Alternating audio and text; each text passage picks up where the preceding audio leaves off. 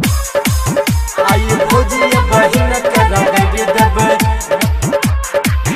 मोटा पीछे काटी से रंग देबे आई भोजिया बहिन के रंग देबे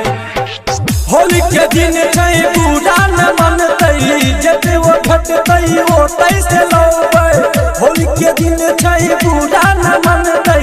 जते वो घटतै ओ तैसे लौबै भोजी बहिन की रंग देबे आई रंग देबे रे भाई मोटा पीछे काटी से रंग देबे आई भोजिया बहिन के रंग देबे मोटा पीछे काटी से रंग देबे होली के दिन छै पूरा न मनतै जतौ घटतै ओ तैसे लौबै होली के दिन छै पूरा न मनतै जतौ घटतै ओ तैसे लौबै भोजी बहिन की रंग देबे आई रंग देबे रे भाई मोटा पीछे काटी से रंग देबे आई भोजिया बहिन के रंग देबे मोटा पीछे काटी से रंग देबे आई भोजिया बहिन के रंग देबे मोटा पीछे काटी से रंग देबे आई भोजिया बहिन के रंग देबे खोजत हमरा अब गल पसीना खोजत हमरा अब गल पसीना अब गल भौज के बही फगुआ महीना लगैया हीरोइन जैसे हसीना चढ़ल जवानी ओकर चुबैया पसीना लगे हीरोइन जैसा बड़का हसीना चढ़ल जवानी ओकर चुबैया पसीना डीजे पर आए हम फेंक देबे आई फेंक देबे रे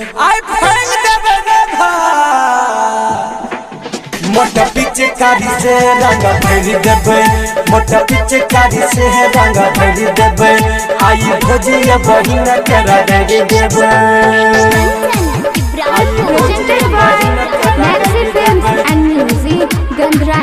मोटा पीछे काटी से रंग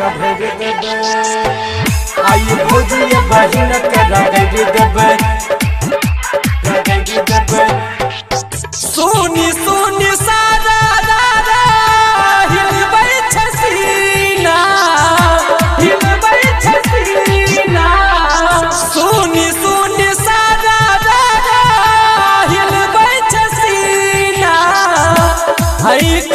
गजरा लगा के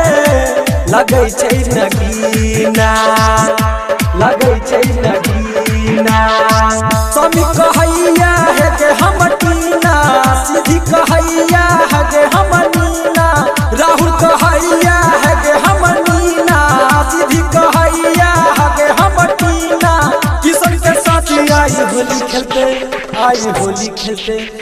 होली खेलते हो भाई मोटा पीछे काटी से रंग देबे आई भोजिया बहिन के रंग देबे मोटा पीछे काटी से रंग देबे